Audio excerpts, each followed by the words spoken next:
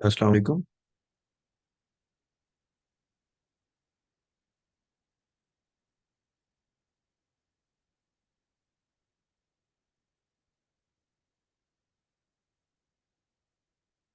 मेरी आवाज़ आ रही है?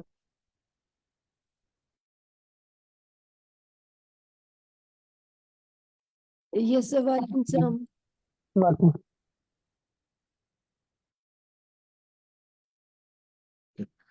कैसे हैं आप सब?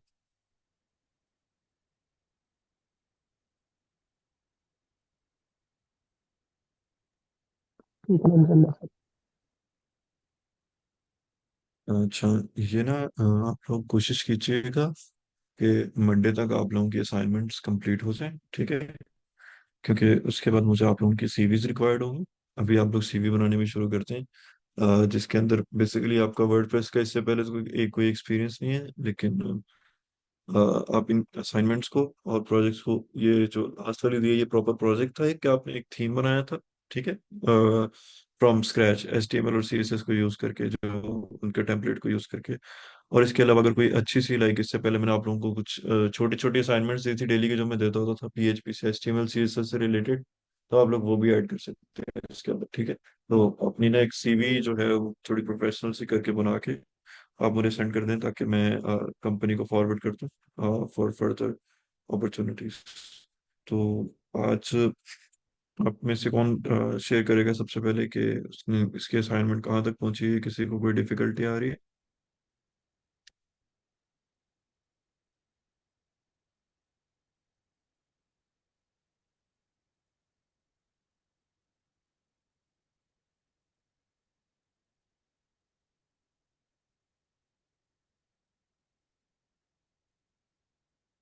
अच्छा, इसके बाद ये होगा कि ना ये नेक्स्ट वीक जो है ये ऐसे गुजरेगा, क्योंकि इलेक्शंस हैं, तो इस वजह से भी वरना मेरा ये इरादा था कि हम 9th और 10th 11th फेब को हम हैकाथॉन जो है वो कंडक्ट करवा दें।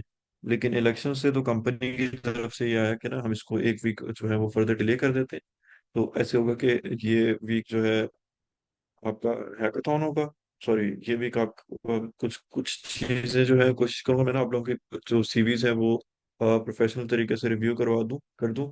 और लाइक हम उनको फाइनल स्टेज पे लेकर जाएं।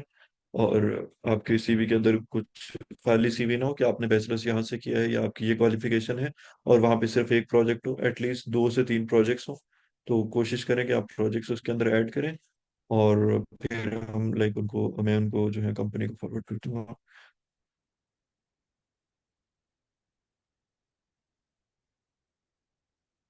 जी, कुछ शेयर करेगा कि आप लोगों की क्या प्रोग्रेस आ रही है इस टाइम पे?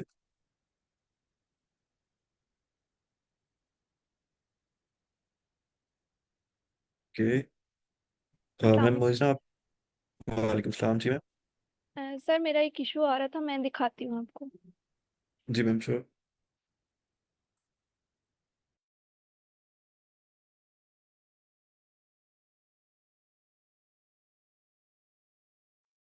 जी सर, मेरी स्क्रीन शेयर हो रही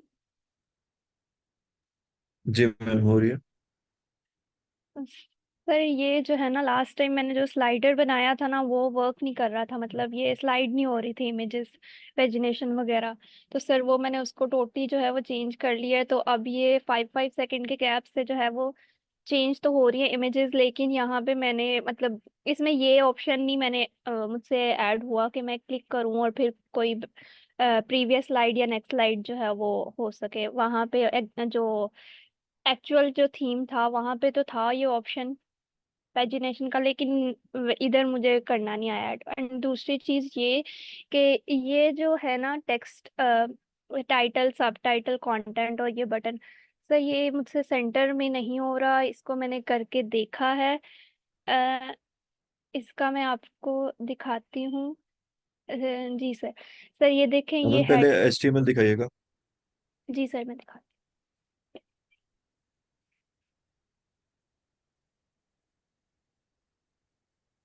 हूँ। सर, यहाँ से ये स्लाइडर का सेक्शन स्टार्ट हो रहा है।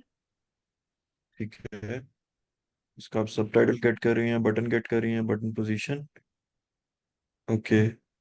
इसका साइज मैम, ये तीनों पे गेट द आईडी आपने कैसे यूज किया हुआ है, ये थोड़ा सा एक्सप्लेन करेंगे? Get post Meta, get the ID. Sir ये यहाँ पे ये वाला जो है इसका सबटाइटल जो है वो यहाँ पे अगर ये नहीं ऐड करेंगे तो सबटाइटल को गेट नहीं करेगा। उसके अलावा जो है वो बटन टेक्स्ट जो है वो मैंने आपको बताया था कि मैंने कस्टम फील्ड्स ऐड की थी अपनी पोस्ट टाइप के अंदर।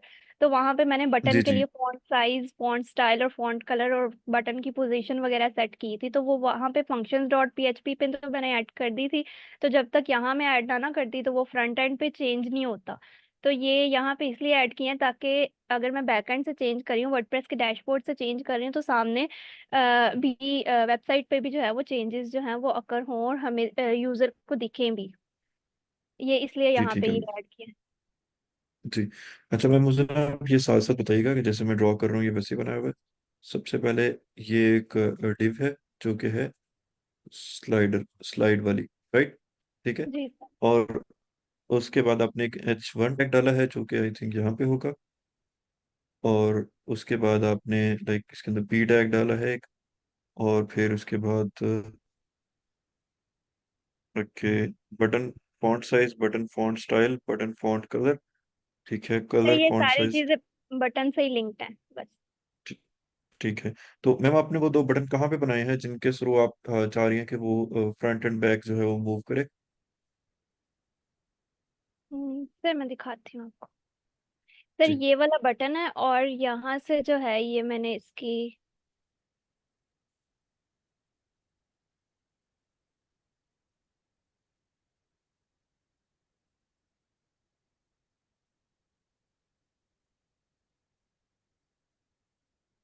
सर ये यहाँ पे ये जो मैंने ऑप्शंस नीचे ऐड किए हैं इसकी कस्टम फील्ड्स वगैरह, यहाँ से इसको सेंटर किया हुआ है। और ये बटन की पोजीशन स्टाइल अगर मैं यहाँ पे चेंज करूंगी तो ये मेरे फ्रंट एंड पे चेंज होगा।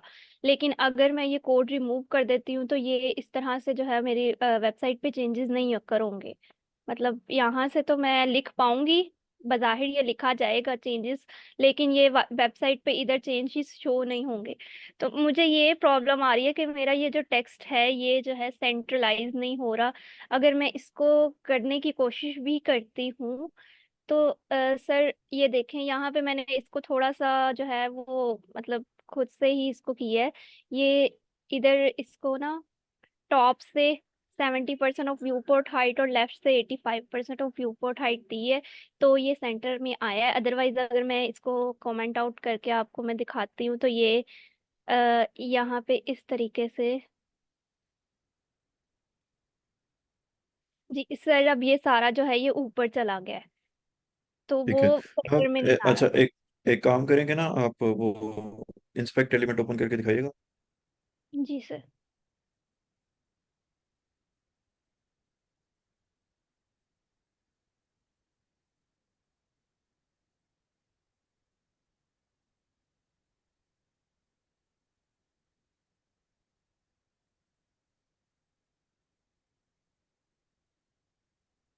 जी सर।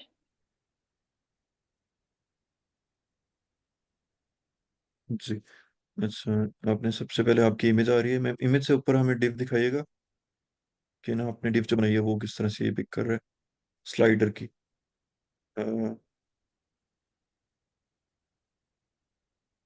कस्टम स्लाइडर सेक्शन, ठीक है, ये सेक्शन आप स्टार्ट हो रहा है वहां से।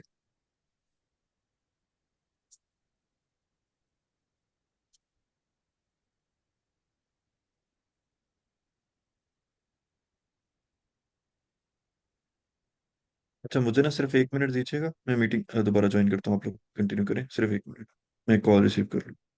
Okay sir.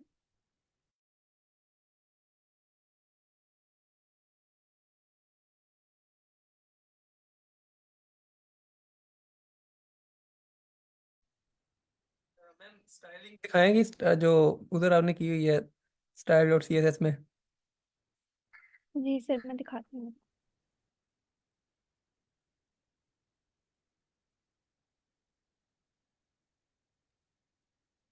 अच्छा, इंडेक्स डॉट पीएचपी भी ओपन करें अब।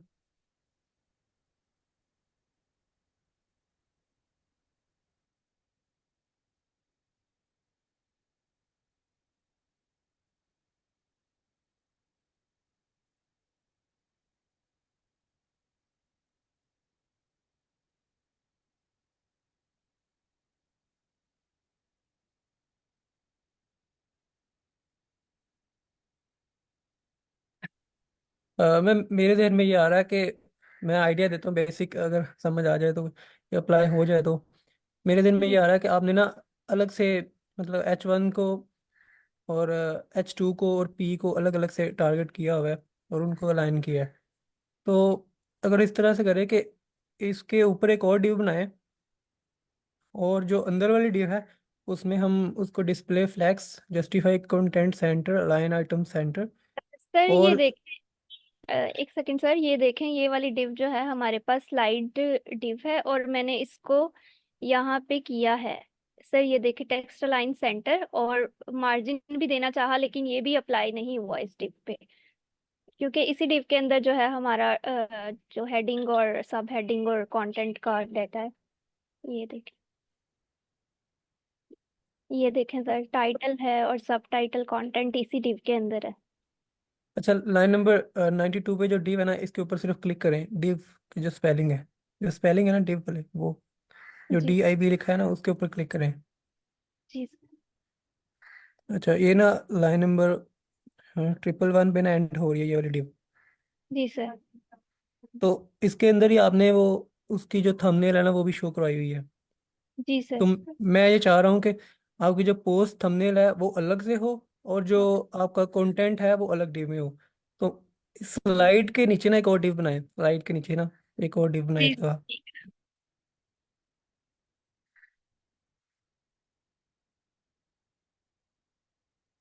जी, अब इसको एंडिंग जो है ना, वो लाइन नंबर जो 11 थी ना, उसके नीचे, उसके नीचे नहीं, एक मिनट, जो पोस्ट थंबनेल है ना उसके ऊपर, पोस्ट थंबनेल वाली जो डिव है ना उसके ऊपर तक रखें बस।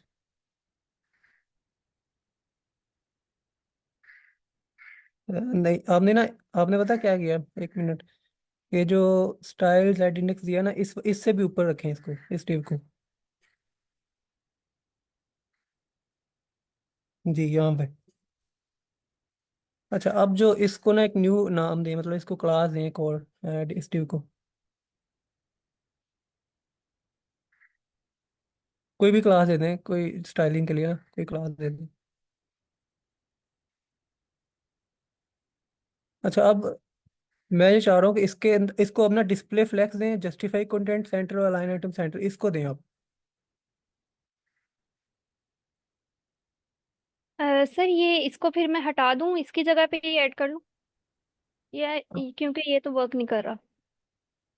जी, ऐसे ट्राई कर लें, और डॉट लगाएं पहले। जी सर, मैं करती हूँ।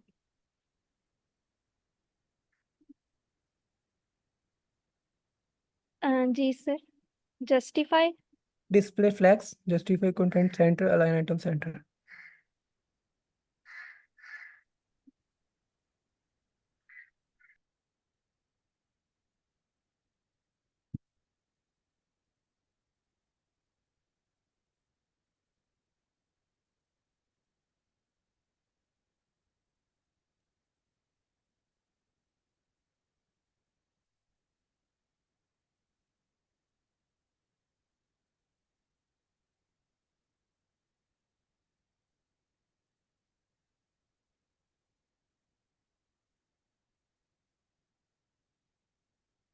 जी मैम, ये कुछ हुआ है आपका? जी सर, देख रही हूँ मैं कर। अच्छा मैम, एक चीज मैंने नोट की है कि आपने डायरेक्ट इनको लाइक एलिमेंट्स को टारगेट किया हुआ है। अगर आप अपनी CSS ओपन करें,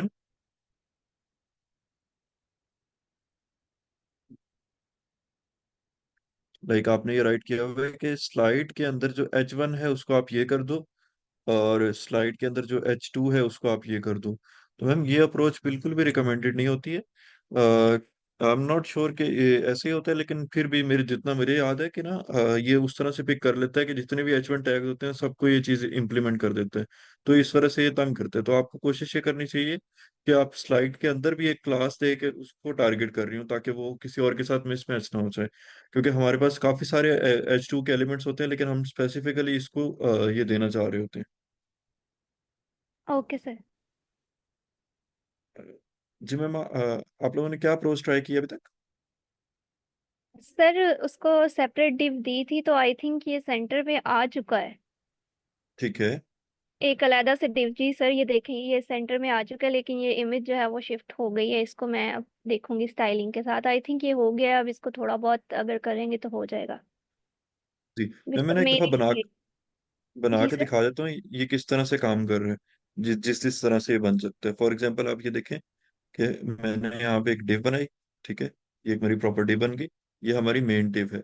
अब इसके अंदर एक स्लाइड की डिव है, जो कि एक नहीं तीन एग्जिस्ट करती हैं, ठीक है। जो तीन एग्जिस्ट करती हैं ना, उनमें से बाकी दो जो है उनका वो डिस्प्ले नन करेगा, ठीक है, और एक का डिस्प्ले शो करेगा, ठीक है। फिर सेकंड का डिस्प्ले शो करेगा और बाकी दो का नन कर देगा, ठीक है। तो इस टाइम पे आपकी एक ये डिव शो हो रही है। अब इसके अंदर जो चीजें हैं वो सारी फ्लेक्स होनी चाहिए और वो सेंट्रलाइज्ड होनी चाहिए, कि वो यहाँ पे आ रही है। इसके अंदर अगर आप चाहें तो आप यहाँ पे एक और डिव बना सकती है और वहां पे आप अपना हेडिंग वगैरह शो करवा सकती हैं, ठीक है। जी सर ठीक है। If that makes any sense. जी सर मैं इसे करूंगी जरूर। जी।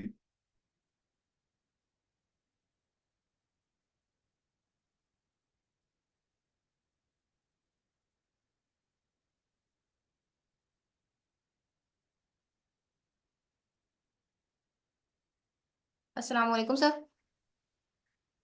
वालेकुम सलाम जी मैम।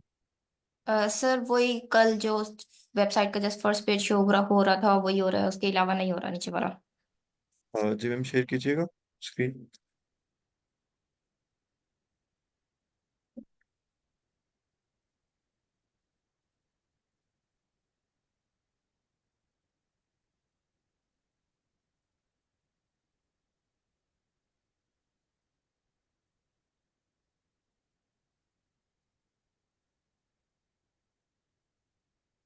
सर ने कहा था कि आप यहाँ एरे ज्यूरी ये ऐड करके देखें तो शायद हो जाए, वो उसके बाद भी नहीं हो रहा।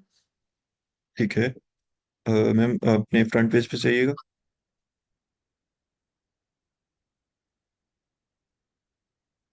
अच्छा मैम, एक ना फंक्शन होता है। अब इस टाइम पे मुझे याद नहीं आ रहा, उससे ये होता है कि ना आप माउस का जो पॉइंटर होता है उसको नन कर देते हैं, ठीक है। तो आप जितना भी मर्जी ट्राई करते रहें तो वो यहाँ पे ना आपका माउस है वो काम नहीं करेगा, ठीक है। तो आई थिंक कि इसके ऊपर ना वो फंक्शन कहीं पे एक्टिव हुआ है। वो स्पेसिफिकली हम तब करते होते हैं जब वो हम क्या बोलते हैं उसको, लोडर को शो करवाते होते हैं। तो मैम अगर आप जावास्क्रिप्ट ओपन करें तो मैं आपको वो देख के बता सकता हूँ कि अगर वो फंक्शन यूज हुआ होगा। ओके, जेएस की हमारे पास काफी फाइल्स है, मेन वाली ओपन कीजिएगा। इसमें मेन डॉट जेएस। सर इनका ना इशू आ रहा है, जावास्क्रिप्ट लोड करने से पहले का इशू आ रहा है, तो मे भी कोई और इशू हो। जी सर। सर मेरी आवाज़ आ रही है? जी जी सर, आपकी आवाज आ रही है। कोई सजेशन देंगे किस तरह का हो सकता है इशू? सर मैंने भी सर पहली दफ़ा ही देखा है, कोई समझ नहीं आ रही क्यों नहीं लोड हो रहा है। इंडेक्स डॉट पीएचपी में कंटेंट भी है, और तो मैम अब इस तरह करें कि अब ना पूरी स्टाइलिंग भी और जावास्क्रिप्ट पूरी को ना एक दफ़ा कमेंट कर दें, और हम देखते हैं कि इंडेक्स डॉट पीएचपी का जो पूरा एचटीएमएल है वो लोड हो रहा है या नहीं हो रहा है। जी मैम, ऐसे कीजिएगा, पहले एक दफा ना जावास्क्रिप्ट को कीजिएगा, फिर साथ फिर उसके बाद एचटीएमएल को कीजिएगा, सॉरी सीएसएस को, लाइक सेपरेटली। इसको कमेंट कर दें पूरे को, और फिर दूसरे को इसके इसके एक दफा दिखा के फिर दूसरे को कीजिएगा। सेफ। जी। ओके, अब स्क्रॉल डाउन करें। ओके, नहीं हो रहा। ठीक है, अब सीएसएस पे जाएं। ऐसा करें, सीएसएस सारी आप कर देंगे ना तो वो चले, सीएसएस एक दफा सारी करें, सारी एक दफा कमेंट कर दें। मैम वो बाकी अनकमेंट हो जाएगा और ये कमेंट हो जाएगा। देखें उसने ना इसको एच टी एम एल लेके कमेंट कर दिया।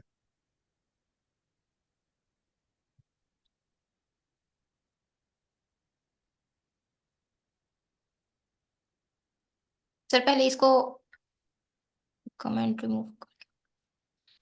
मैम आप ऊपर वाले को पकड़ जो है उसको, चलें ठीक है, आप सारे को कर सकती हैं।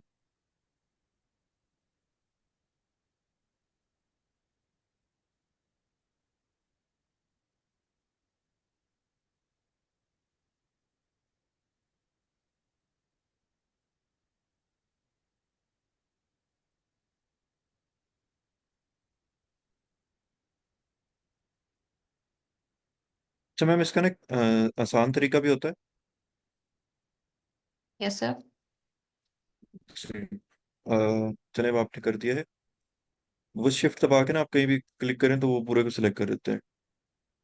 जी अब इसको रीलोड करें दोबारा से। ओके अब आपकी सी एस एस जो है वो जा चुकी है। अच्छा अब इसको स्क्रॉल कीजिएगा एक दफा, मैं सिर्फ एच टी एम एल का कंटेंट देखना चाहता हूँ। जी ठीक है। ये ना इंडिकेशन है कि हमारे पास जो HTML का कंटेंट है वो काफी सारा आ रहा है। अब एक एक और काम कीजिएगा कि अब वन बाय वन ना आप उनको एक्टिव करती जाएं CSS को एक एक करके।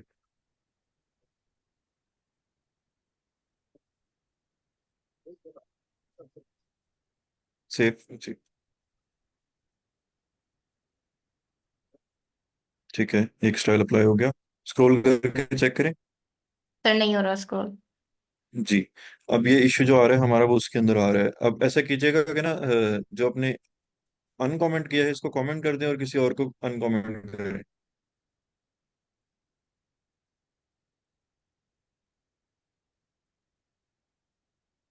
सेफ हाँ जी। जी अब ओके। इसको स्क्रॉल डाउन। ओके अब ये आपका जो इशू आ रहा है ना ये style dot C S S के थ्रू आ रहा है। Style dot C S S open कीजिए, मेन वाली।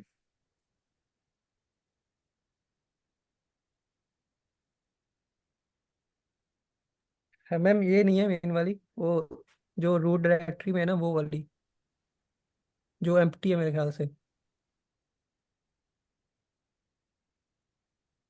इसको ना रिमूव करके देखें, मेरे ख्याल से ये पोजीशन फिक्स्ड की हुई है आपने, वो देखें। हम्म, ये मैं फ्रंट पेज पे एडिटिंग करी थी तो उसके लिए मैंने किया था। अच्छा मैम आप आपने वो तो कर दिया लेकिन अब आप सारी सी एस एस ऐड करें फिर दोबारा से इसको रीलोड करें।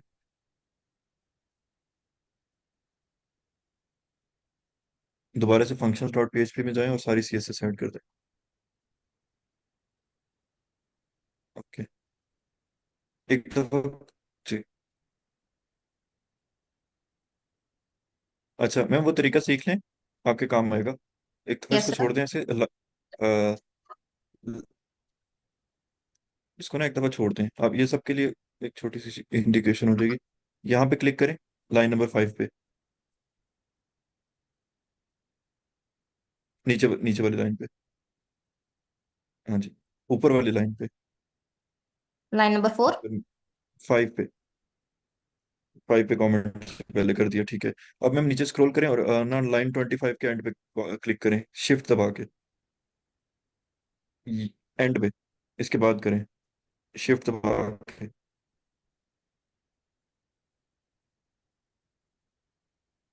Okay okay. ठीक है तो वो सारे को सिलेक्ट कर लेते हैं। तो इस तरह से अपना स्टार्ट से करें और फिर इसके एंड पे कर दें, लाइन नंबर 26 पे कर दें तभी वो कर लेगा।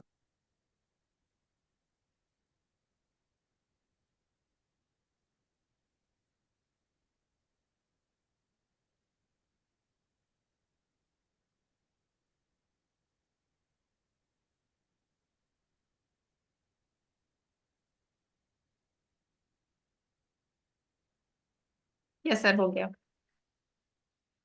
जी मैम इसकी रीजन थैंक ये यू थी सर। कि आपने उसकी ना जो पोजीशन थी वो फिक्स की हुई थी हम्म। और एट द रेट स्टेरिक के साथ कुछ किया हुआ तो स्टेरिक जो वो सब पे अप्लाई हो जाता है। जी सर तो फिर जब मैं मतलब फ्रंट पेज पे एडिटिंग कर रही थी तो उसके लिए मुझे सारा इसमें ही ऐड करना पड़ेगा, अलग से नहीं करना? मैम क्या ऐड करना पड़ेगा CSS का? सर पोजीशन वगैरह चेंज करना चाह रही हूँ मैं, पेज का ऑलमोस्ट तकरीबन सारा कुछ ही। तो मैंने इस स्टाइल शीट में ऐड करना है, इसमें नहीं करना कुछ भी।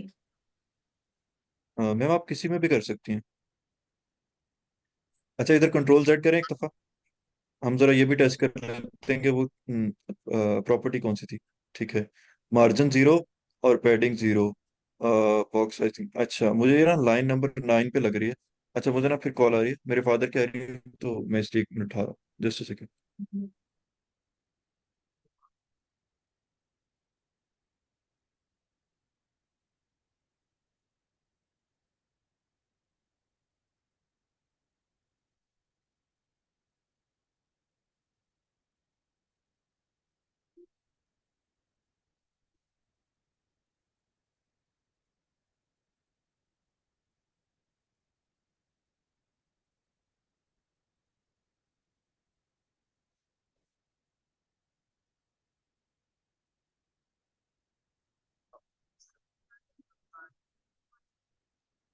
मैम वो ओपन कीजिएगा style.css। सिर्फ ये जो लाइन नंबर 14 पे ना, इसको कमेंट करें। Position. Ji.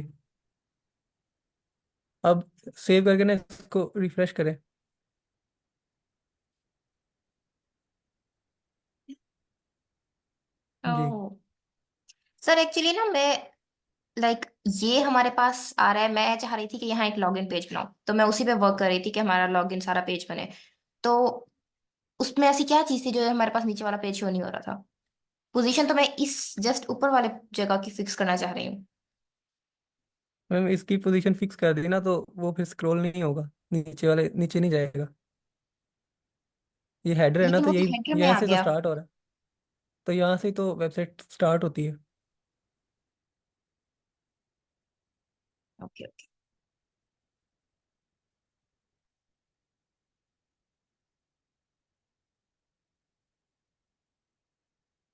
Sir I think वो ये कहना चाह रही हैं कि कुछ वेबसाइट्स जब हम देखते हैं तो उसमें ऐसा होता है कि हेडर जो होता है वो फिक्स्ड होता है, जबकि नीचे जो वेबसाइट होती है वो साथ साथ स्क्रॉल हो रही होती है साथ साथ। तो मे बी वो इस तरह से अप्रोच लेना चाह रही हैं। वो मैम वो ना स्टिकी हेडर होता है, उसको स्टिकी हेडर कहते हैं, और उसकी सेटिंग्स अलग होती हैं। हम्म। उसको स्टिकी हेडर कहते हैं। आप सर्च करेंगे ना यूट्यूब तो आपको मिलेंगे ट्यूटोरियल उस पे, स्टिकी हेडर पे।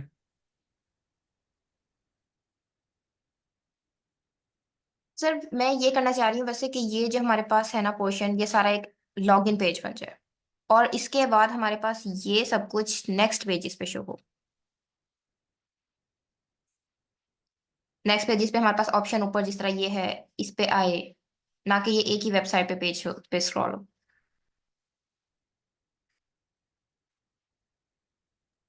तो मैम उसके लिए ना आपको पता क्या करना पड़ेगा, आपको ना एक पेज अलग से डिज़ाइन करना पड़ेगा। और उसके अंदर आपको ना एक लॉगिन का बटन बनाना, मतलब दो फील्ड बनाने पड़ेंगे, एक यूज़र नेम का और दूसरा पासवर्ड का, और थर्ड जिस पे हम लॉगिन का बटन बना होता है ना कि लॉगिन, ठीक है।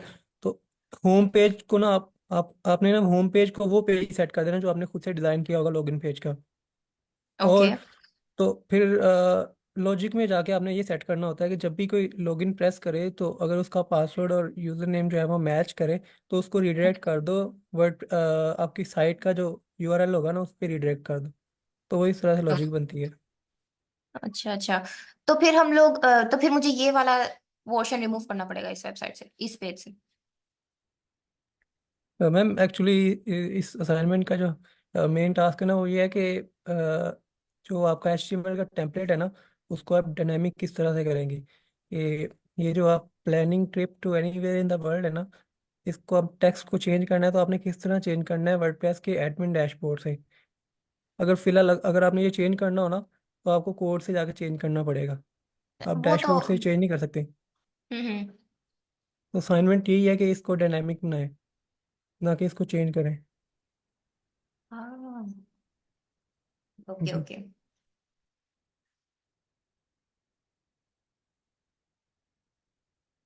जी मैम।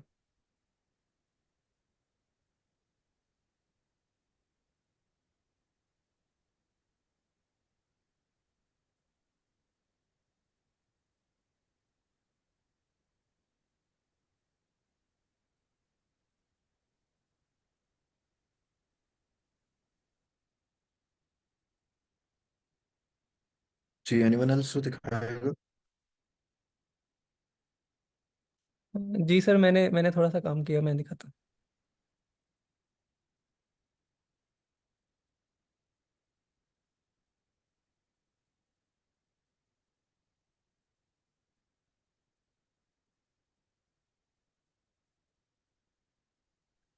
सर इसमें ना मुझे इशू आ रहा था इमेज का मेन ना, इमेज को किस तरह से डायनामिक करें कि वर्डप्रेस के डैशबोर्ड से इसको चेंज करें। तो वो हाँ मैंने जी अभी सर। किया। और मैंने काफ़ी चीज़ें ट्राई की हैं, एक चीज़ ट्राई करते हैं वो नहीं अप्लाई होती तो फिर दोबारा करनी पड़ती थी। तो मतलब काफ़ी खप के मैंने इसको किया डायनामिक, तो वो मैं दिखाता हूँ। हाँ जी सर।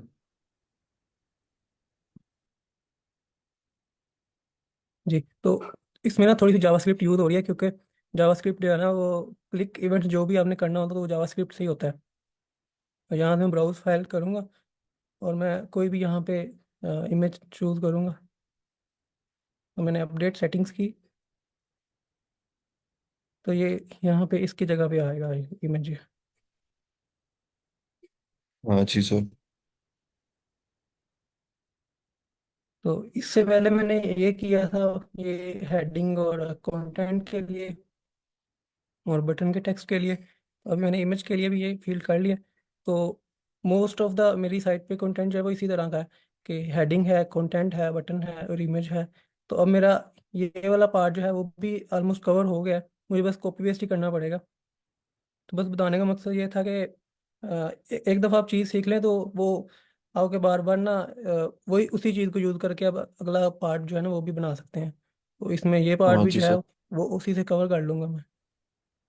तो जी। मेरा अभी अच्छा मेन। सर, लर्निंग के लिए बताइएगा कि आपने क्या क्या ट्राई किया था और क्या फेल हुआ और किस तरह से आप एंड पे इसको कर पाए थे स्टूडेंट्स के लिए।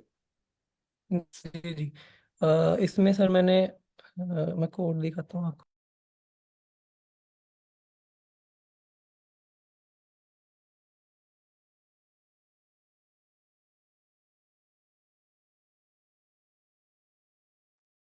पहले सर मैं ट्राई कर रहा था तो वो पोस्ट और पेजेस में इमेज का ऑप्शन ऐड कर रहा था, लाइक फीचर्ड इमेज का।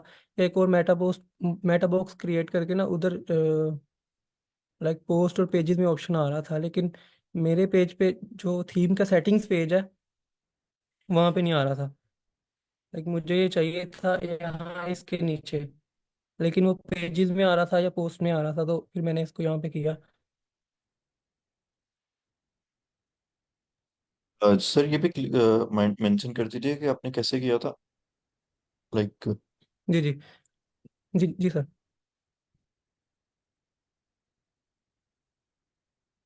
तो यहाँ पे एक फील्ड है इमेज के लिए, और ये इसकी वैल्यू है ब्राउज फाइल जो यहाँ पे लिखी हुई है, ये वाली। और इसमें जावास्क्रिप्ट यूज़ हो रही है। तो पहले मैं बताता हूँ कि वो लोड किस तरह से हो रही है। ये है इफ़ इस सेट पेज, अगर वो पेज है एक, और पेज की जो वैल्यू है वो थीम सेटिंग्स है। ये जो मैंने अपने मतलब कि अपना अलग से पेज ऐड किया हुआ है ना मेन्यू में, मैंने ये वाला पेज ऐड किया अपना खुद से सेटिंग का। तो इसका जो स्लग है ना वो वाला मैंने पेस्ट किया हुआ है। तो ये कंडीशन लगी है कि अगर पेज हो और पेज का जो स्लग है वो थीम सेटिंग्स हो, तो वहाँ पे ये वाली जावास्क्रिप्ट जो है ना लोड करो। और इस जावास्क्रिप्ट में आ, ये है कस्टम एडमिन स्क्रिप्ट, और ये वाली है जावास्क्रिप्ट लोड हो रही है यहाँ पे। ठीक है। तो ये सिर्फ एडमिन में लोड होगा जावास्क्रिप्ट, और ये किस तरह से परफॉर्म करेगा वो मैं दिखाता हूँ आपको। जी। तो ये है मीडिया अपलोडर। ये तो फर्स्ट jQuery का है कि जब तो मैंने नोटिस किया है कि ना जावास्क्रिप्ट जो है ना वो हर जगह पे यूज हो रही है, तो इसके कभी ना एक दो दिन हम लगा लें, लाइक आप करवा दें कुछ थोड़ा सा इसका जावास्क्रिप्ट का। हाँ जी सर। जी सर। तो इसमें jQuery जब डॉक्यूमेंट पूरा लोड होगा तो तब jQuery लोड होगी, ये इस लाइन का है। और उसके बाद मीडिया अपलोडर जो है वर्डप्रेस का, मैं जब ब्राउज फाइल करूंगा तो इसको मीडिया अपलोडर कहते हैं। ठीक है। ये पूरा मीडिया अपलोडर है। उसको एक वेरिएबल में स्टोर किया है। उसके बाद इमेज अपलोड, ये वाली जो इमेज अपलोड की क्लास है ना उसके ऊपर क्लिक, ये वाली इमेज अपलोड वाली जो है ना वो यहाँ से क्लास ली हुई है। ठीक है। तो इसके ऊपर जब क्लिक होगा तो इसका जो बाय डिफॉल्ट एक्शन है वो नहीं होगा, सिर्फ मीडिया अपलोडर जो है ना वो ओपन हो जाएगा इस क्लिक के ऊपर। जहाँ पे ब्राउज फाइल लिखा हुआ था ना, ये ब्राउज फाइल है। ये कहाँ पे था, फ्रंट पेज में।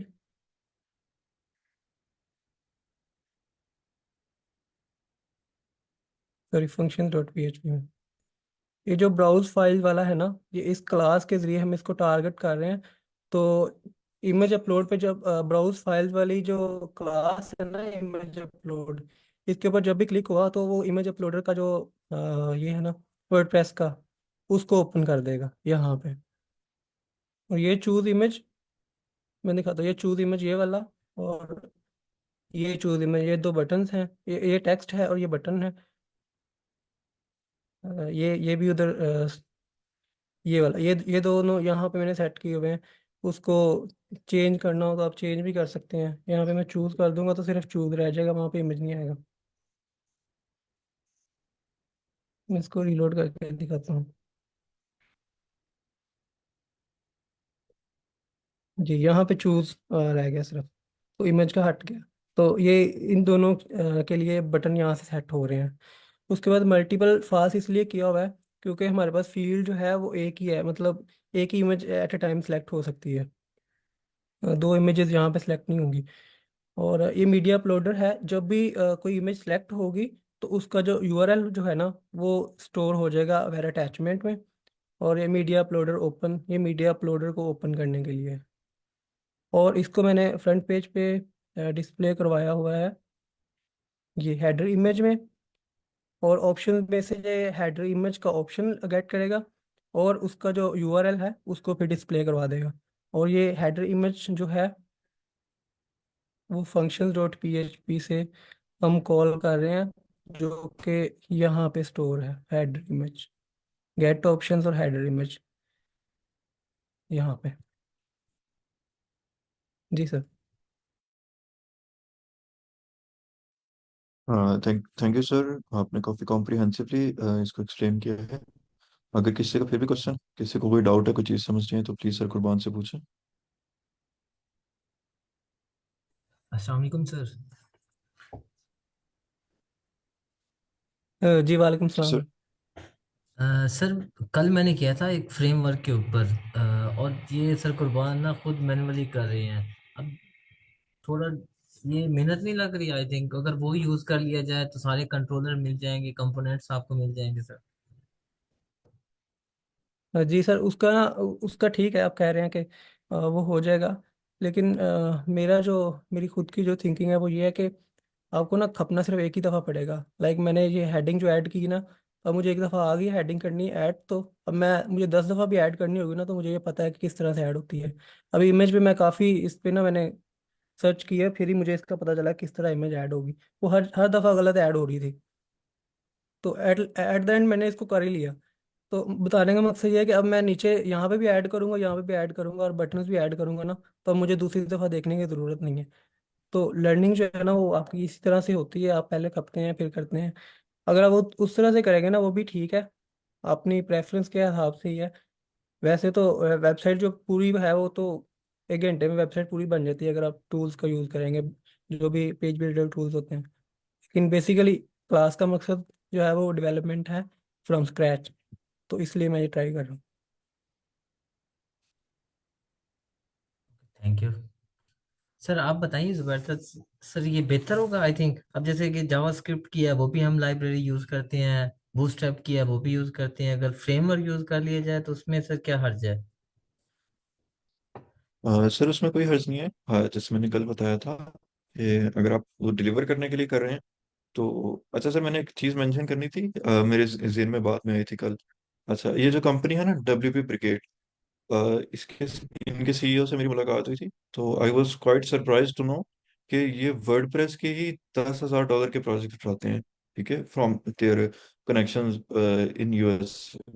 तो जब आप इस लेवल का प्रोजेक्ट आप पकड़ते हैं, एक कंपनी उसको प्रॉपर बना के दे रही होती है, भले वो थीम डेवलपमेंट का हो या प्लग इन डेवलपमेंट का हो, तो वो कभी भी थर्ड पार्टी अवेलेबल रिसोर्सेज के ऊपर रिलाई नहीं कर सकती, क्योंकि उसको जो चीज़ है वो पूरी स्क्रैच से बना के देनी होती है। तो तब उनको इस तरह के डेवलपर्स की बहुत ज़्यादा ज़रूरत पड़ती है, इस तरह के डेवलपर की डिमांड बढ़ जाती है इंडस्ट्री के अंदर, जो कि चीज़ को स्क्रैच से बनाना भी जानते हो और टूल्स के थ्रू बनाना भी जानते हो। तो ये फिर वहाँ पे बहुत एक हेल्पफुल स्किल होता है। अदरवाइज अगर आपने किसी क्लाइंट से बात की हुई है, अगर आपने लाइक 2 डे डिलीवर करना है उसको, तो you can use anything you like.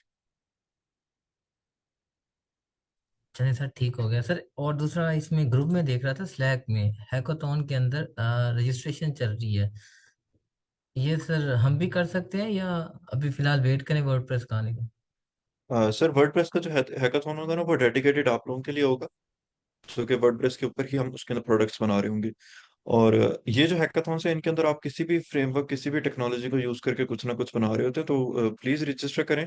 ठीक है, इसके अंदर भी आप लोगों को काफी कुछ सीखने का मौका मिलेगा। अगर आप as a front end developer भी चले जाते हैं कि फॉर एग्जांपल, अच्छा मैंने ना एक सीईओ से पूछा था, वो एक इसी हैकाथॉन में आई हुई थी। वो इजिप्ट से थी और उन्होंने दुबई में अपनी कंपनी लॉन्च की हुई थी। मैंने कहा मैम आपका 10 ईयर्स का एक्सपीरियंस है, फिर आप हैकाथॉन क्यों ज्वाइन करती हैं? तो उन्होंने मुझे ये आंसर दिया था कि जब मैंने कोई चीज सीखनी होती है ना, तो वो मैं हैकाथॉन के जरिए सीखती हूँ, अदरवाइज मैं कभी भी पंचुअल नहीं हो पाती उसको सीखने के लिए। लेट सपोज उन्होंने एआई का कोई एक सर्टेन टॉपिक सीखना है, तो वो ये करेंगे कि हैकाथॉन में जाएंगी और उसका प्रोडक्ट बना के आ जाएंगी टीम के साथ, ताकि उनको उनकी लर्निंग हो जाए। तो अगर आपने जावास्क्रिप्ट सीखनी है तो आप किसी भी टीम को बोल दें कि ना I will work as a JavaScript developer, और इसमें कोई शक नहीं है कि आपको जावास्क्रिप्ट नहीं आती, आप सीख सीख के उसको कर रहे होंगे, तो आपकी जो लर्निंग है वो एक्सपोनेंशियल हो जाती है, आपको चीजें बहुत अच्छे से समझ में आती हैं। So thank you sir, thank तो मैं स्क्रीन शेयर करूं? जी ma'am sure.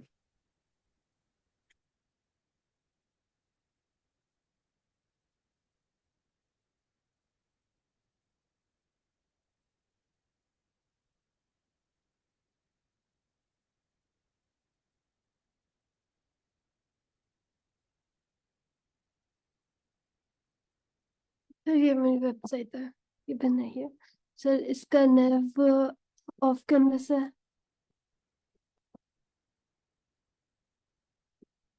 And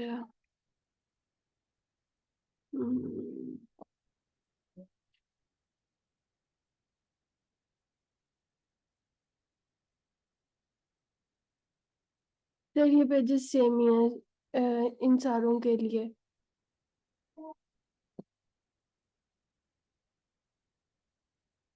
sorry.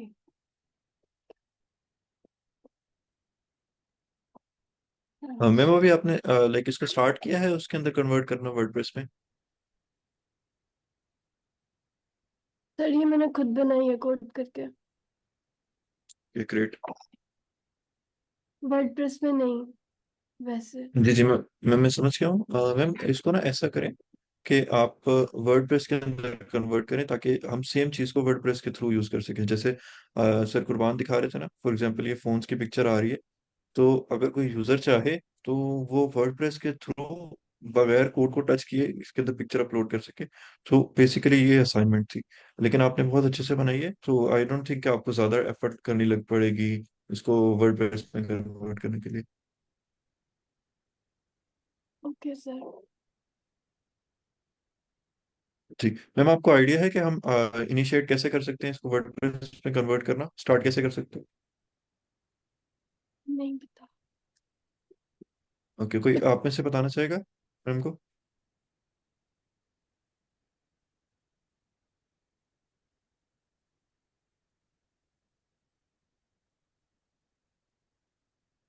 Ma'am Rafi आप बताएंगी?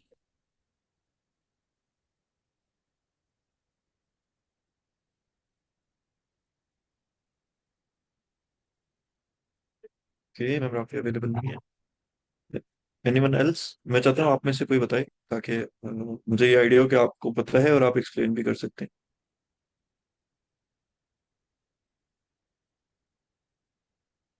ओके अब्दुल्ला आप जी बताएंगे? सर।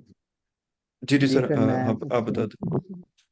जी इसमें ना आपने आपके आपने ये करना होता है कि सबसे पहले तो वर्डप्रेस की जो बेसिक स्ट्रक्चर है ना थीम का, वो आपने बना लेना है, जिसमें हेडर होगा, फुटर होगा और इंडेक्स और फंक्शंस डॉट पीएचपी होगी।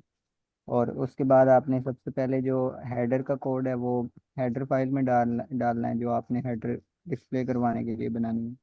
और साथ आपने CSS और जावास्क्रिप्ट को कॉन्फ़िगर कर लेना है, क्योंकि ये स्टार्ट में अगर हो जाए ना तो बाद में जो है वो टेंशन नहीं होती, वो चीज़ें जो है वो स्लाइड चलती रहती हैं।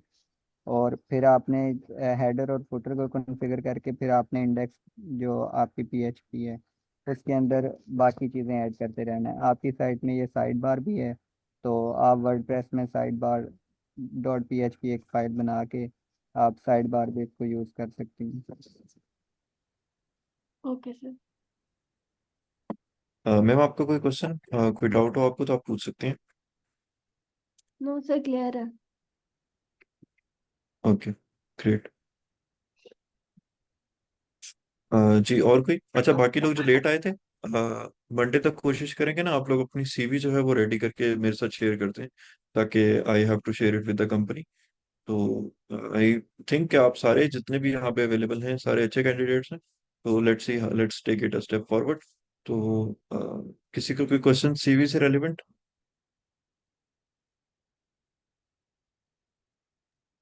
सर सीवी में जो इस क्लास में हमने सीखा है वही प्रोजेक्ट्स ऐड करने हैं, या जो पहले से कुछ किया हो तो वो भी कर सकते हैं? सर आप जो चाहें वो प्रोजेक्ट ऐड कर सकते हैं, लेकिन ये याद रखें कि आपको उसको ना ड्यूरिंग इंटरव्यू डिफेंड करना आना चाहिए कि ये प्रोजेक्ट आपने बनाया है या इसके अंदर आपने ये काम किया है। तो आप इसके अंदर लाइक ये कर सकते हैं, क्योंकि ये वर्डप्रेस ओरिएंटेड जॉब होगी तो कोशिश या वर्डप्रेस ओरिएंटेड सीवी होगी, तो कोशिश करें कि इसके अंदर ना ज्यादा सारी चीजें जो है वर्डप्रेस से रिलेटेड रखें। जी सर, शम्स। सर मेरा ये पूछना था, प्रोफाइल ऐड कर सकते हैं सीवी में, ये बता सकते हैं मेंशन? लाइक किस तरह से? सर कौन सी लाइक जैसे एजेंसीज है या अपनी रेटिंग है, टॉप सेलर हो, तो वो भी मेंशन कर सकते हैं या जी जी नहीं? सर, व्हाई नॉट, जरूर।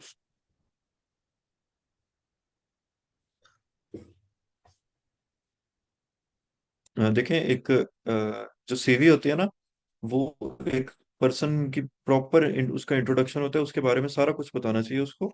तो आप वहाँ पे अपने आप को रिप्रेजेंट नहीं कर रहे होंगे, आपसे पहले आपकी सीवी रिप्रेजेंट कर रही होगी।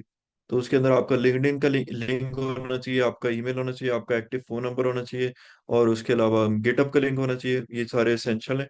अगर आपने वेबसाइट बनाई हुई है अपनी तो वो भी आप ऐड कर दें, जो लाइव हो और क्लिकेबल हो, उसके ऊपर आपके बारे में कुछ लिखा हो। फिर उसके बाद आपकी एजुकेशन हो, और प्रेफरेबली अगर आपने बैचलर्स किया हुआ है तो आप सिर्फ बैचलर्स ऐड कर दें, अदरवाइज लास्ट क्वालिफिकेशन ऐड कर दें। और उसके बाद अगर तो आपका एक्सपीरियंस है जॉब एक्सपीरियंस, तो आप जॉब एक्सपीरियंसेस ऐड कर दें। अदरवाइज आप वहाँ पे वो ऐड करते हैं, प्रोजेक्ट्स ऐड करते हैं। मैं आप लोगों को ना एक सैम्पल सीवी दिखा देता हूँ, ये बहुत ज़्यादा प्रोफेशनल है लेकिन फिर भी जितनी प्रोफेशनल हो ना उतना अच्छा होता है।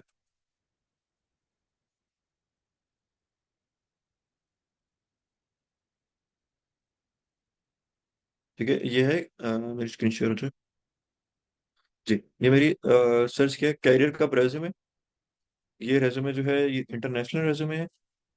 ठीक है, उन्होंने जिस तरह से बनाया हुआ है, आप इसमें एड्रेस भले ना ऐड करें, यहाँ पे आप डाल सकते हैं लिंक्डइन का, और दूसरा कोई भी आप डालना चाहें। ठीक है, उसके बाद आपका नेम आ जाएगा। ये एक सैंपल रेज्यूमे इस तरह का कोई भी हो सकता है।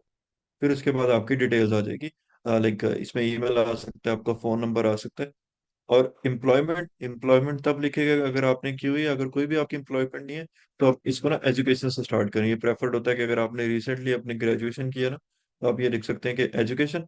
और फिर उसके बाद ये यहाँ से की है, फॉर एग्जाम्पल मैंने साहिवाल कैंपस से की थी, गवर्नमेंट कॉलेज यूनिवर्सिटी फैसलाबाद के, तो मैं यहाँ लिखूंगा साहिवाल पीके, या university of government college university Faisalabad. और उसके बाद जो मेरा ईयर ऑफ ग्रेजुएशन था, फिर मेरी डिग्री क्या थी, और उसके बारे में कुछ चीज़ अगर मैं राइट करना चाहूँ। फिर ये बहुत इंपॉर्टेंट है, अगर आपके पास एक्सपीरियंस नहीं है तो आप उसके अंदर लाइक एटलीस्ट आप 4 प्रोजेक्ट्स या 3 प्रोजेक्ट्स तो ना वो लाजमी ऐड करें, और उसके अंदर अपनी टेक्निकल एक्सपर्टीज लिखें। अच्छा, ये सीवी जो है ना ये बहुत ज्यादा प्रोफेशनल है, लाइक 10 साल एक्सपीरियंस वाले बंदे की, तो उसने ना एक एक लाइन का लिखा हुआ है। लेकिन अगर आप इसको खुद लाइक एज अ फ्रेशर लिख रहे हैं, तो एटलीस्ट एक छोटा सा पॉइंट्स जिसके अंदर 3 3 पॉइंट्स हों आपके प्रोजेक्ट के बारे में, तो वो इस तरह से राइट करें तो वो काफी हेल्पफुल हो जाएगा। उसके बाद एडिशनल एक्सपर्टीज एंड अवार्ड्स, तो इसके अंदर आप इस तरह चीजें ऐड कर सकते हैं। और ये लैंग्वेजेस एंड टेक्नोलॉजीज को टॉप पे ले जाइएगा, लाइक एजुकेशन के बाद कर दीजिएगा या इस तरह से कर दीजिएगा। तो ये एक सैम्पल रेज्यूमे अवेलेबल है। अदरवाइज आप इस तरह के बेशुमार रेज्यूमे जो है वो डाउनलोड कर सकते हैं। मैं और भी दिखा देता हूँ, इसको यहाँ से डाउनलोड करके इसके अंदर आप एडिटिंग कर सकते हैं। ये प्रोफेशनल रेज्यूमे होता है। अदरवाइज अगर आप पाकिस्तान के अंदर स्पेसिफिकली चलाना चाहते हैं तो आप कैनवा का कोई भी रेज्यूमे उठा सकते हैं। इट वर्क्स फाइन, कि कंपनी इतना इशू नहीं करती हैं। लेकिन अगर आप बहुत बड़े स्केल पे इंटरनेशनली अप्लाई कर रहे हैं तो this it is standard resume, या इस तरह का होता है। किसी को कोई क्वेश्चन इस बारे में?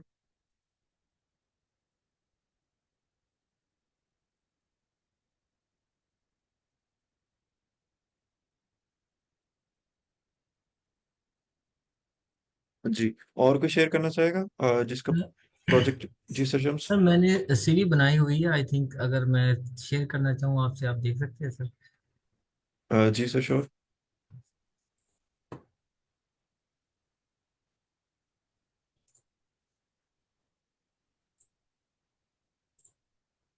सर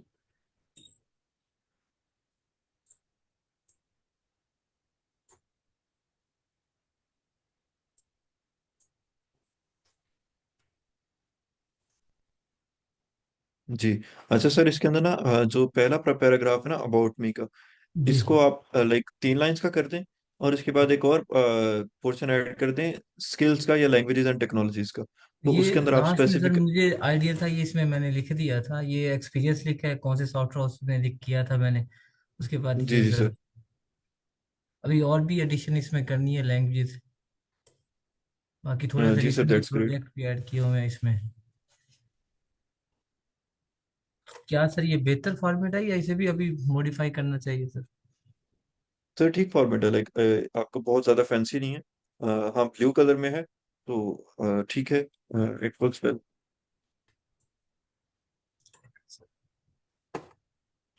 अच्छा सर, एक चीज थी, आई थिंक मुझे लगता है शेयर करनी चाहिए। कल ना एक प्रोजेक्ट आया था क्लाइंट की तरफ से, तो अ, वो मुझे समझ नहीं आया कि करना किस में मैं आपको सर दिखा सकूं, ये था सर उनकी रिक्वायरमेंट भी थी, और क्या ये पॉसिबल मुझे समझ नहीं है कि मैं कर सकता हूँ या नहीं, मैंने उन्हें रिप्लाई नहीं दिया, ये वाला ओके। था।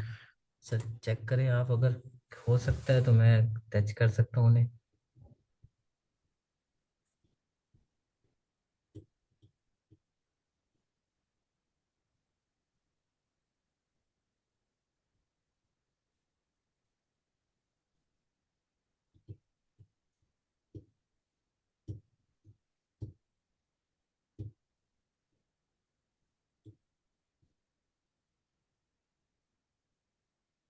जी सर, इनकी पीडीएफ ओपन कीजिएगा। Sure sir.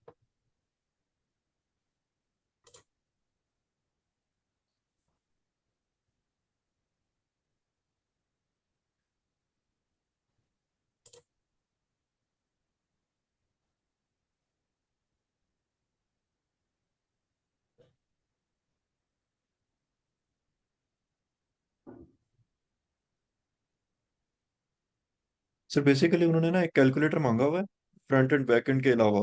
ठीक है, बैक एंड के अंदर एक कैलकुलेटर मांगा हुआ है, जिसके अंदर ये उन्होंने प्रॉपर्टीज आपको दी हुई है कि अगर वो इतना हो या इस तरह से हो तो आपने उसको ये रेट देना है, इस तरह हो इस तरह से हो तो आपने ये रेट देना है। और इस तरह के वो एंड पे आपसे ना एक पीडीएफ जनरेट करवाना चाह रहे हैं थ्रू कोड।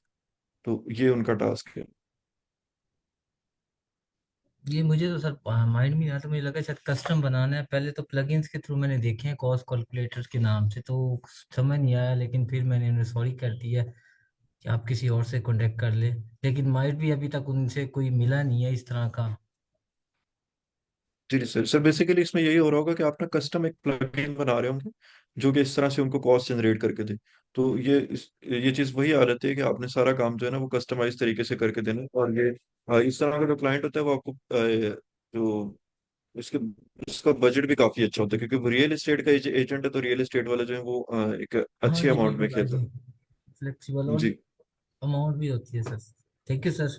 चलिए मैं देखता हूँ सर, इससे जी कुछ सर्च होता है तो आप। जी। किसी और का कोई क्वेश्चन?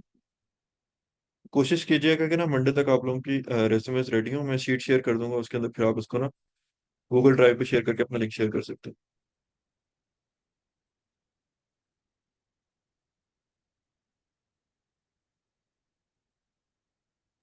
सर आपने जो अभी शेयर किए थे सीवी के फॉर्मेट, वो भी आप स्लैक पे शेयर कर दीजिएगा लिंक के साथ। जी, मैं भी शेयर कर देता थैंक यू। हूँ। और remember, this is one of those formats. इस तरह के और काफी सारे हैं, जैसे सर शाम्स ने एक यूज किया हुआ था। ये इस तरह के काफी सारे होते हैं, तो आप कोई भी यूज कर सकते हैं जो आपको प्रोफेशनल लगता है। ना कि कैनवा वाले जो है वो पाकिस्तान में चलते जाते हैं, लेकिन इंटरनेशनली जो है वो उनको अवॉइड करना चाहिए अगर आप इंटरनेशनली अप्लाई कर रहे हैं, क्योंकि बहुत ज्यादा फैंसी टाइप से हो रहते हैं कलर्स, ये वो एक्सेट्रा। ओके।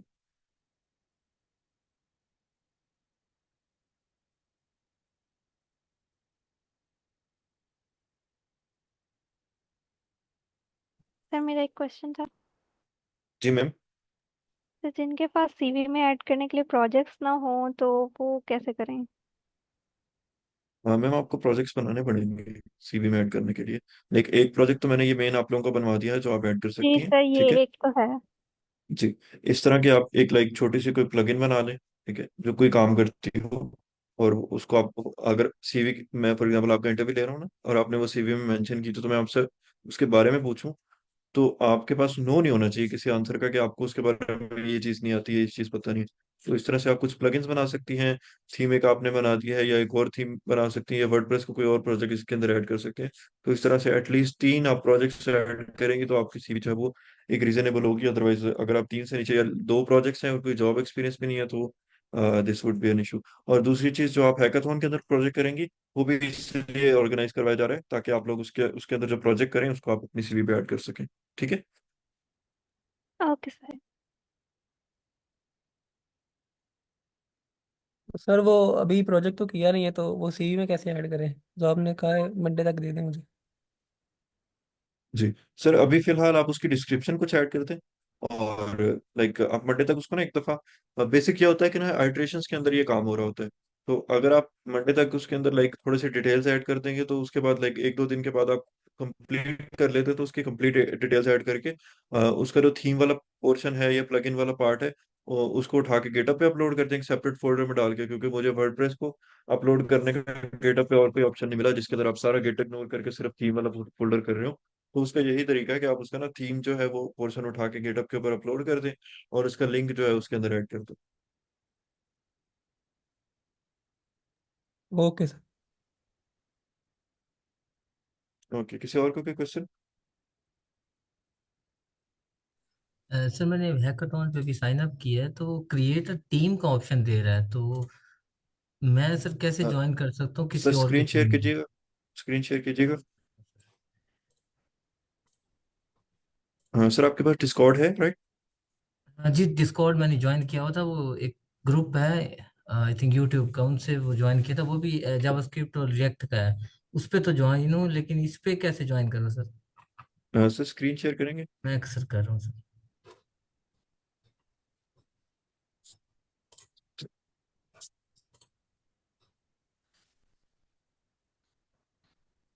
जी, ठीक है। ये आपने सर आईडी बना ली, जी मैंने क्रिएट और सर। Join a team. अच्छा, अभी आप कोई टीम ज्वाइन नहीं कर सकते क्योंकि किसी टीम ने आपको इनवाइट नहीं किया हुआ, ठीक है, फॉर नाउ। अभी तो अब क्रिएट इसका का तरीका ऑप्शन ये है है सर। कि, जी, इसका तरीका ये है कि ना, आप लैबले पे क्लिक करें। सॉरी सर, किस पे? Okay sorry. ओके, और इनके डिस्कॉर्ड पे चले जाए।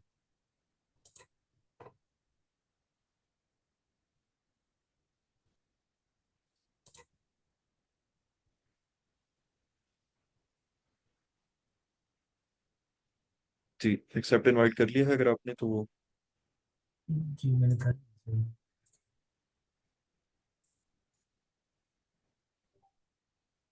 जी। अच्छा, अब इसके अंदर है इंट्रोड्यूस योरसेल्फ, यहाँ पे ना लोग टीम ढूंढ रहे हैं, ठीक है। ये इस तरह से टीम ढूंढ रहे हैं लोग, तो इधर आप उनके साथ अपनी टीम बना सकते हैं, किसी से भी कांटेक्ट कर सकते हैं कि मैं आपके साथ टीम बनाना चाहता हूँ, ठीक है। सर और यहाँ पाकिस्तान पे के साथ, पाकिस्तानी कम्युनिटी के साथ बनानी हो तो वो? कोशिश करें कि अंग्रेजों के साथ बनाएं, उसमें आपकी ना लर्निंग ज्यादा अच्छी होगी, ठीक है। शुरू शुरू में आपको थोड़ी हेजिटेशन होगी, लेकिन आहिस्ता आहिस्ता आपकी जो लिंक्स भी बन जाएंगे इंटरनेशनल, और आपको चीजें सीखने को मिलेंगी ज्यादा। ये रिकमेंडेड है, ठीक है।